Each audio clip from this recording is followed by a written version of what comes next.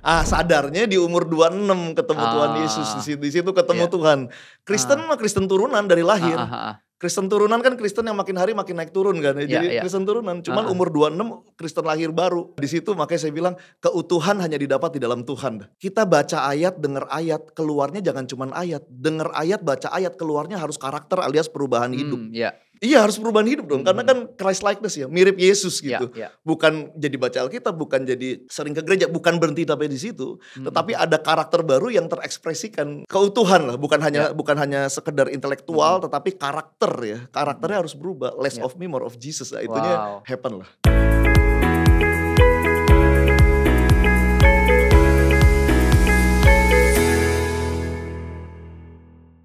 Halo semuanya, kembali lagi dengan Gilgal Podcast. Senang kita bisa gabung sama-sama buat belajar dan upgrade diri sama-sama bersama dengan host kalian, aku Revi Halim.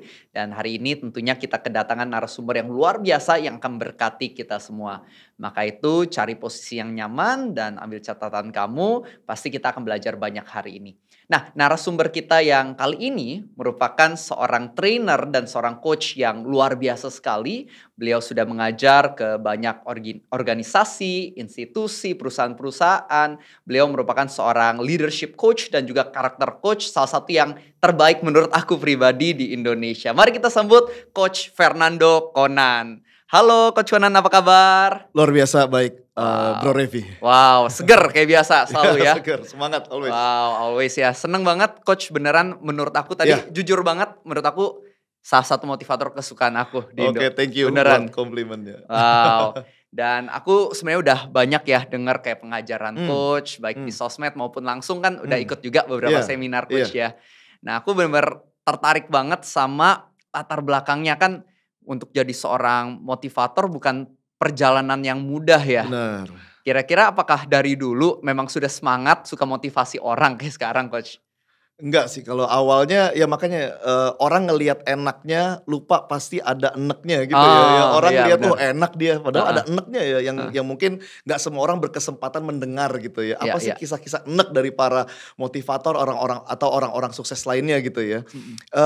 Jadi dulu ya sama ya, setiap orang punya masa lalu yang mungkin nggak gitu prima lah ya. Buat saya orang semangat punya kisah, orang bijaksana punya kisah, ya orang yang kuat mentalnya punya kisah. Nah ini kisah-kisah ini yang menarik ya, story to tell-nya seperti itu. Jadi waktu saya dulu itu, saya itu SD tuh lama ya. SD saya itu aturan 6 tahun, saya 8 tahun. Oh lama juga. Karena saya gak naik 2 tahun. Ya. Oh kenapa tuh? Kenapa gak naik? Ya Bandung lah yang layap, bandel. Jadi kelas 3 SD saya gak naik, kelas 4 SD gak naik. Jadi orang tua saya, papa saya cukup kewalahan ya. Berarti ini si Conan gak bisa diatur di rumah. Makanya saya dulu, kenapa kita bilang dibuang di asrama? Karena gak ada, kenapa dibuang? Karena gak ada satupun anak yang kayaknya rindu mau masuk asrama atas inisiatif sendiri ya. Pi masukin asrama dong gitu ya. Makanya saya bilang kita dibuang di asrama ya. Jadi di asrama, dan yang namanya Fernando Conan ini dianggap udah game over sebenarnya. Karena kan bodoh, sama teman-teman saya juga diledekin ya. Wah, saya ingat banget statement bercandanya gini, Nan, wajib belajar kan 9 tahun. Lu setahun lagi di SD udah kelar lu wajib belajar gitu. Saking saya lamanya 8 tahun. Cuman saya lulusan matematika murni dari Jerman. Ya, dari Jerman. Waktu saya lulus saya pikir, gue dulu sebodoh itu ya. Lalu saya pas pulang, mama saya masih nyimpen raport saya. Saya lihat, ya benar ya, kelas 3 SD gak naik, kelas 4 SD gak naik. Kebakaran raportnya termasuk PPKN dan agama jeblok. Ditolak Tuhan dan manusia. Gitu ya. Dulu ya. Cuman ya itu masa lalu, cuman dari situ, dari potret buruk itu, saya sadar ya, terutama pas papa saya meninggal sih. Papa saya meninggal muda soalnya, umur 43 tahun, tabrakan di tol Jagorawi. Semasa dia hidup dia bilang, lu jadi anak laki yang bener lu Nan, lu laki paling gede di keluarga, jadi anak laki yang bener lu. Saya pikir kan, kalau papi mati lu mau jadi apa? Itu yang dia selalu bilang, ulang-ulang dia ngomong gitu. Saya pikir kan mati masih lama lah, dia ngomong umur 38, 39 mati kan 70 lah saya pikir ya. Mati beneran, pas saya 1 SMA dia meninggal tabrakan di tol Jagorawi. Di situ saya pulang, saya dibilang sama, kan saya di susteran dulu di asrama Katolik, dibilang papa sakit, padahal sudah mati ya. Pas saya pulang itu sudah ngadepin mayat ya. Saya lihat adik saya, ibu saya semua pada nangis kejer. Di situ saya nangis juga, cuman di situ, jadi saya gini, matinya papi saya itu hidupnya saya lah. Ya, jadi meninggalnya dia itu bangkitnya si Conan ini. Karena Makanya dari nggak naik kelas jadi ranking 1 di SMA saya tuh langganan ranking 1 ya dari nggak naik kelas gitu ya. Diasalkan karena belajar ya nggak tiba-tiba aja karena belajar. Nah di situ walaupun gini nggak semua orang yang papanya meninggal jadi bener ya. Ya. Cuman kan mau siapa lagi yang meninggal gitu loh. Sadarnya di umur 26 ketemu Tuhan Yesus di situ ketemu Tuhan. Kristen mah Kristen turunan dari lahir. Kristen turunan kan Kristen yang makin hari makin naik turun kan. Jadi Kristen turunan. Cuman umur 26 Kristen lahir baru. Kristen lahir baru. Nah di situ makanya saya bilang keutuhan hanya didapat di dalam Tuhan. Wow. Jadi yang lama telah berlalu, yang dulu sudah datang, yang Rasul Paulus katakan, yang dulu untung sekarang sampah, benar-benar sampah. Itu makanya saya bilang kita baca ayat, dengar ayat, keluarnya jangan cuman ayat. Dengar ayat, baca ayat, keluarnya harus karakter alias perubahan hidup. Example ya jadi. Iya harus perubahan hidup dong, karena kan Christ likeness ya, mirip Yesus gitu. Bukan jadi baca Alkitab, bukan jadi sering ke gereja, bukan berhenti sampai di situ. Tetapi ada karakter baru yang terekspresikan. Nah di situ umur 26 itu berubah benar-benar keutuhan lah, bukan hanya sekedar intelektual, tetapi karakter ya. Karakternya harus berubah, less of me, more of Jesus. Nah itunya happen lah. Wow, keren banget sih. Tadi aku suka banget ya Coach Conan lewat tadi ceritanya, aku tuh nangkep juga. Jadi apa yang ngubah kita bukan sekedar experience, tapi how we reflect on the experience tadi ya. Benar. Mungkin ada orang-orang yang udah pernah pengalaman buruk, tapi masih aja gak mau berubah ya. Iya, jadi bukan masa lalu yang buruk yang bikin orang berubah. Karena ada orang masa lalu buruk kepahitan sama Tuhan, sama orang tua, sama kan kepahitan. Jadi masa lalu yang diambil hikmah bukan diambil hati sebenarnya. Ya diambil hikmah, di situ kita bisa belajar banyak hal. Makanya menurut saya masa lalu yang buruk itu bisa menjadi ledakan wisdom yang luar biasa di masa sekarang. Iya benar. Nah makanya apalagi kalau kita sudah punya banyak pengalaman buruk, salah satunya bukan hanya sekedar ditinggal orang yang kita kasihi, tetapi tadi tuh pernah gak naik kelas, kan udah ada potret-potret buruk akibat ulah kita. Jangan dilanjutin lagi. Itu potret buruk, itu harus jadi dorongan kuat untuk sekarang harus benar-benar lah. Iya. Benar gitu kan. Benar. Jadi kalau misalnya udah ada satu, harusnya gak usah nunggu sampai banyak dulu gitu ya. Benar. Jangan ulangi kalau saya selalu ulangi siklus buruk yang lalu. Main, ngumpul, ketemu sama perampok-perampok waktu, berjumpa sama perampok-perampok waktu, tidak barter waktu, tenaga, uang dengan kualitas. Ya yang gak jadi Conan yang lebih baik juga. Kita harus tahu nih, keburukan itu punya pattern, kegagalan punya pattern. Iya, benar. Apalagi yang sudah terjadi dan enough gitu loh. Kenapa? Karena pertama kita gak hidup selamanya. Betul. Dan belum tentu lama juga. Gak tahu kita dipanggil kapan. Pandemi ini kan menunjukkan bukan hanya yang bau tanah yang bisa mati, yang bau parfum juga bisa mati ya. Yang muda juga ada yang dipanggil Tuhan nih. Cuman kan sebelum dipanggil Tuhan kita udah ngelakuin apa. Makanya saya terima kasih gitu. Sebelum umur 26 gak dipanggil Tuhan. Kalau aku dipanggil meninggal sebelum umur 26 ya gak ada sesuatu yang aku bisa ceritakan, ekspresikan. Gak jadi saksi lah. Ya seperti itu sih. Kalau gitu pas umur 26 kan Coach Conan cerita nih ketemu Tuhan Yesus makanya berubah. Di retret, Nah itu berubahnya berarti udah lulus kuliah kurang lebih ya? Belum, aku lulus tua. Oh iya soalnya itu ya. Pernah gak naik kelas. Iya bener juga. Aku di Jerman. Berarti masih kuliah? Iya jadi di Jerman itu bukan karena aku orang kaya nih. Jadi si papi pengen anaknya, kan papiku gak kuliah. Dia pengen anaknya ini kuliah di luar negeri. Cuma selama dia hidup gak kesampean. Akhirnya dia meninggal. Dia meninggal, berangkatin dari duit meninggal, ceceku ke Jerman dulu tuh. Kenapa harus Jerman? Karena papiku dia punya kakaknya itu punya anak di Jerman. Jadi udahlah ke Jerman. Jadi akhirnya ciciku dulu ke Jerman. Lalu aku gak mau nyusahin mamiku kan gak kerja. Aku gak mau nyusahin mami. Waktu itu aku kelas 1 SMA. Aku bilang ceceku, lu cariin duit pokoknya beliin gue tiket pesawat. Gue gak mau nyusahin mami di rumah lah. Mami gak kerja. Biar gue kalau bahasanya itu kalau gue mati di Jerman lah, jangan di Indonesia nyusahin mami gitu kan. Akhirnya si Cece dia buka jalan sih ya. Akhirnya nah kalau dia waktu itu tuh masih cukup tuh ada 7.020 euro buat deposito syarat visa keluar. Pas dia berhasil kumpulin duit buat tiket pesawat, cuman duit visa nih, duit deposito nggak ada. Jadi pinjem duit deh. Pinjem duit, kumpul, saya ke Jerman, duit dipulangin. Makanya di Jerman itu saya kerja macam-macam, babysitter, bersihin rumah orang, kasir KFC, di pabrik segala macam lah. Kita kerja ya, kerja macam-macam. Nah, jadi waktu kuliah sekolah bahasa dulu kan. Sekolah bahasa kan setahun lebih. Lalu ada student college. Student college itu kan ijazah kita kan nggak berlaku di sana, nggak berlaku dalam artian kurang setahun lah. Di sana tuh 13 tahun. Kalau kita kan 12 tahun kan, 6 tahun. Nah, jadi di situ setahun lagi penyetaraan student college. Ya. Jadi tambah kuliah sambil kerja, aku molor tuh. Aku baru lulus umur 27, tua. Oke. Ya umur 27. Cuman dulu itu menganggap diri super zero lah. Kita nol besar lah. Jadinya identitinya itu loser. Kalau identity loser kan ngapain aja loser kan. Pacaran juga ya yang penting ada yang mau lah. Ada yang mau udah syukur lah. Akhirnya kita bisa ya diinjek-injek juga gitu kan. Akhirnya ketemu Tuhan, dulu kan kita di asrama doktrinnya salah satunya ya kita ini sampah, bagaimana jadi sampah yang berguna bagi masyarakat lah. Ya salah satu doktrinan teman-teman lah ya gitu ya. Cuman pas di sebuah retret Tuhan kasih gitu, kamu bukan sampah, kamu mutiara yang dulu ada di tempat sampah. Aku mutiara nih. Ya di situ mulai jadi orang bener lah, serius jadi orang bener ya.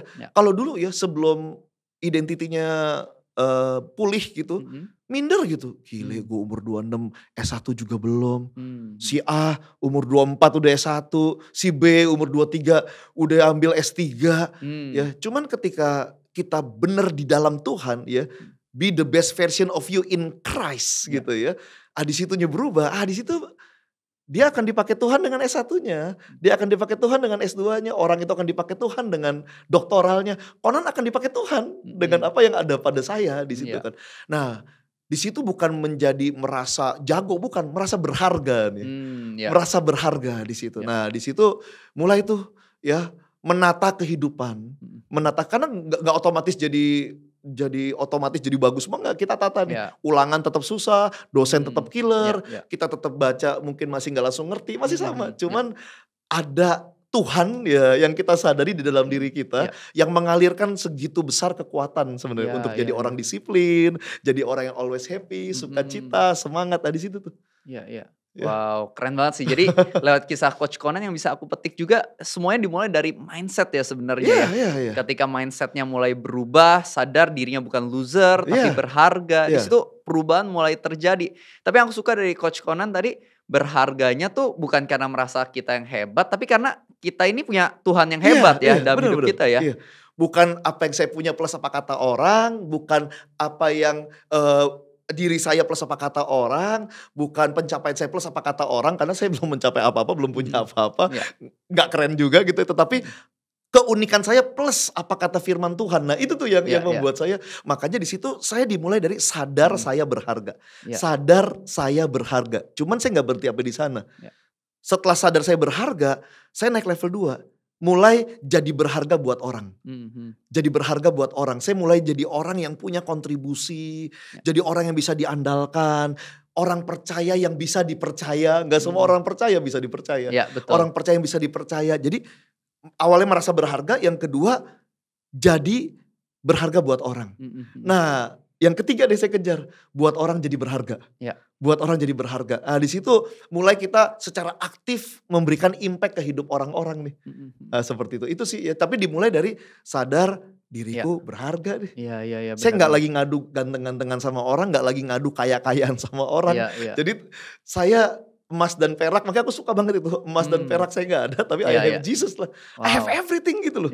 Untuk everything untuk apa? Untuk semangat, untuk bersuka cita, untuk jadi berkat itu I have everything. Itu. Wah itu bagus banget sih. Jadi aku suka banget ya jadi orang percaya yang bisa dipercaya. Berharga dan bisa anggapnya menolong orang lain juga merasakan. Benar. Wow itu keren banget sih Coach Conan ya. Ngerinya Bro Revi, kalau kita merasa berharga karena apa pencapaian kita, merasa berharga karena apa yang kita punya, merasa berharga karena bagaimana penampilan kita, kalau itu yang kita rasakan tunggu merasa berharga, ngerinya apa? Kita akan menghargai orang juga based on itu.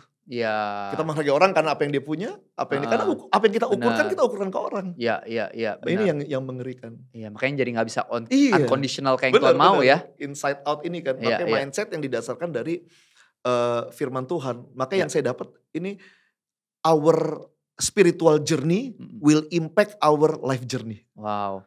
Nah kan mungkin ada beberapa orang mikir gini, ya benar sih kita harus dekat sama Tuhan supaya semakin baik karakternya bertumbuh.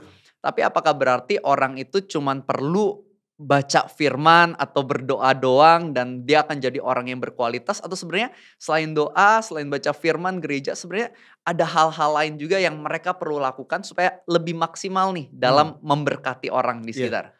Jadi saya selalu bilang 3K nih. K yang pertama keimanan, itu udah harga mati lah.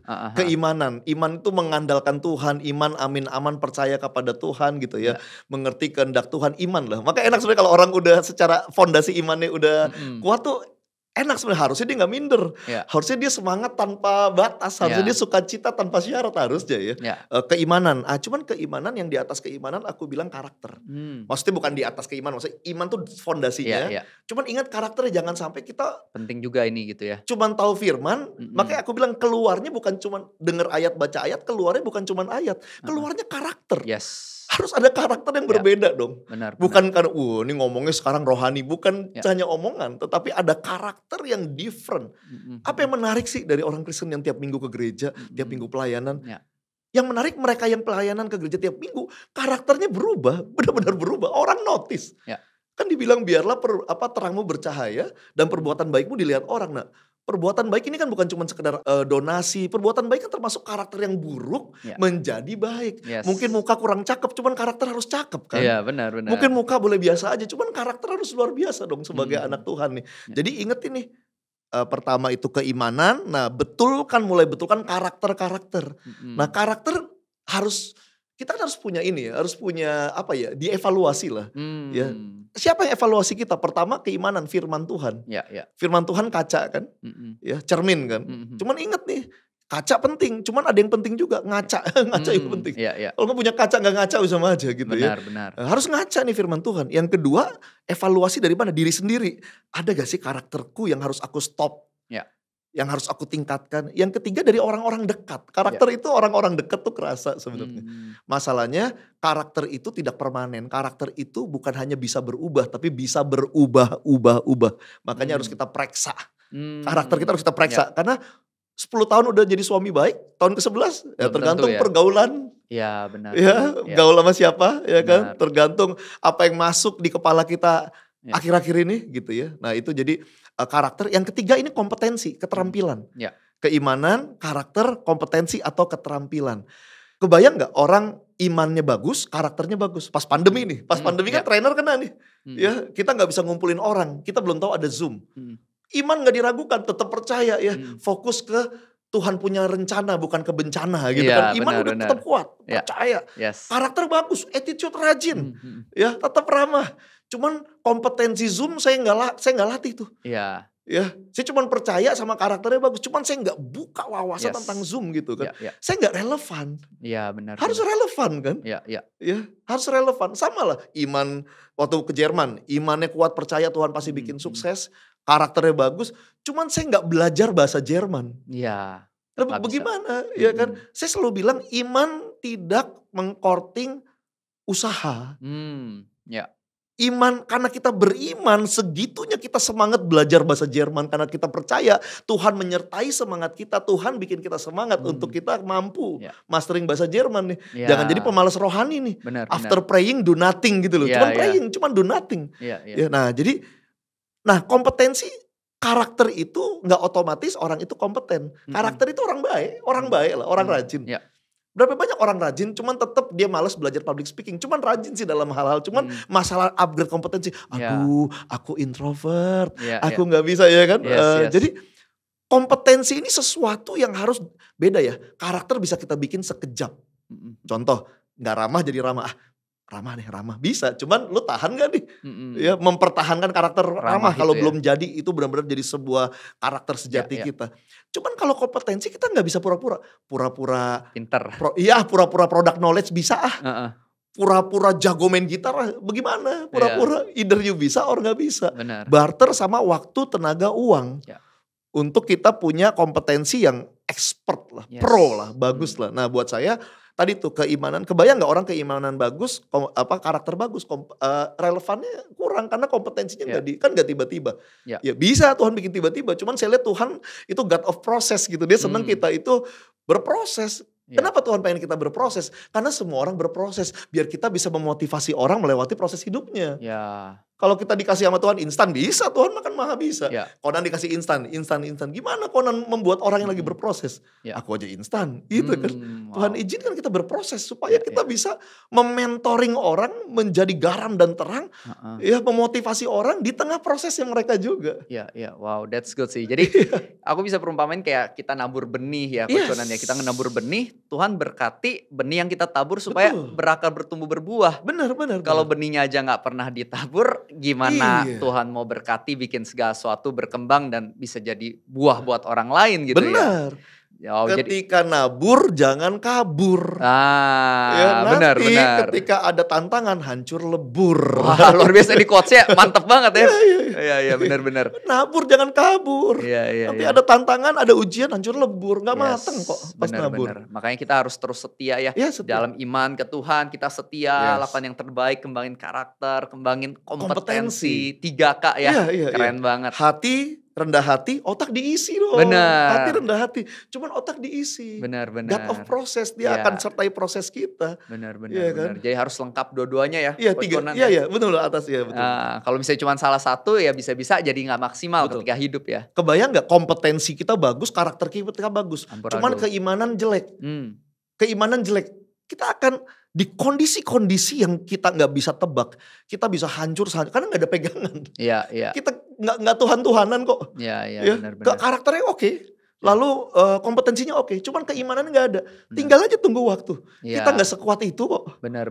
Nggak bersama Tuhan, kita nggak sekuat itu sebenarnya. Tuhan yang nopang kita ini. Makanya di Alkitab kan ada fondasi pasir, ada yang batu ya. Betul, kita harus fondasinya batu, yaitu cornerstone Yesus Kristus. Betul firman Tuhan. Kebalikan, keimanan bagus, kompetensi bagus, karakter jelek, nanti jadi orang Farisi nih. Oh iya, benar juga ya. Dia tahu firman Tuhan. Iya. Ya, lalu kompetensinya bisa ngajar, karakternya jelek, jadi batu sandungan kita. Benar. Jadi harus komplit 3 ini buat aku. Benar. Wow, semuanya harus seimbang ya. Tapi mulainya iman. Ya, itu dasar keimanan. Tadi Coach Conan ada bahas juga tuh soal tantangan ya. Abis ini di sesi berikutnya kita bahas soal tantangan nih. Tapi sebelum kita akhiri untuk sesi yang kali ini, boleh nggak aku pengen minta Coach Conan kasih sebuah pesan untuk para viewers kita. Ya, jadi ingat tentang be the best version of you in God ya.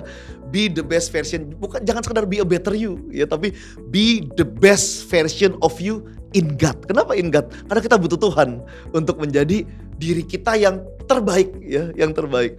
Nah, tadi kita belajar tentang keimanan ya, fondasi iman, amin, aman ya. Iman, amin, aman. Dengan iman kita akan mengalahkan keadaan, tanpa iman kita hobi menyalahkan keadaan. Harus punya iman, keimanan. Yang kedua, karakter. Ingat, karakter nggak permanen. Yang buruk bisa jadi baik, yang baik bisa jadi buruk. Dan bukan hanya bisa berubah, bisa berubah. Jadi kita harus jaga betul karakter kita.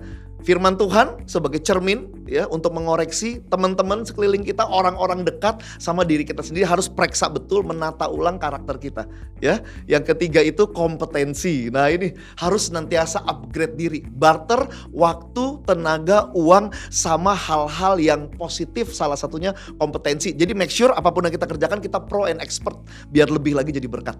Itu aja, semangat. Wow, luar biasa banget ya. Aku percaya teman-teman semuanya diberkati. Hari ini kita diingatkan bagaimana di dalam kehidupan kita mungkin masa lalu kita kurang baik. Mungkin saat ini keadaan sedang buruk. Tapi kalau kita mau mengambil keputusan bersama dengan Tuhan, kita lihat akan ada perubahan yang baik yang bisa terjadi. Tuhan bisa menolong kita untuk berubah, tapi kita juga harus lakukan bagian kita. Deketin diri sama Tuhan, baca firman, dan juga kita perlu refleksi diri ya, nanya masukan dari orang-orang, dan juga kita harus tingkatkan skill kita, kompetensi kita. Jangan malas belajar hal-hal baru. Karena kalau kita punya banyak skill yang baik, disertai dengan karakter yang baik, kita akan lihat pasti ada hasil yang luar biasa dalam hidup kita. Dan kita nanti akan masuk lagi dalam sesi-sesi berikutnya yang tentunya akan jadi berkat buat setiap dari kita. Maka itu buat teman-teman yang belum subscribe, jangan lupa klik tombol subscribe-nya, bunyikan tombol loncengnya supaya nanti ada video baru, teman-teman dapat notifikasi atau update-nya, kalian bisa ikut dan kita bisa upgrade diri lagi sama-sama. Itu aja untuk podcast hari ini. See you di podcast yang selanjutnya. Mindset kita penting yang pertama ketika menghadapi tantangan. Itu penting banget. Karena tantangan membuat kita jadi orang yang jauh lebih baik. Orang sering menciptakan kekalahan di kepala. Istilahnya kalah sebelum perang lah. Ya. Menciptakan kesengsaraan di pikiran. Menciptakan kebosanan di kepala. Orang kalau cara pikirnya salah, di tengah berkat pun bersungut loh. Contoh, Jumat libur, Senin cuti bersama. Super long weekend ini. Selasa masuk, pas masuk, aduh kerja lagi, males banget deh. Bayangin, ini salah di mindsetnya ini. Padahal apa yang kita keluhkan itu yang banyak orang syukuri sebenarnya.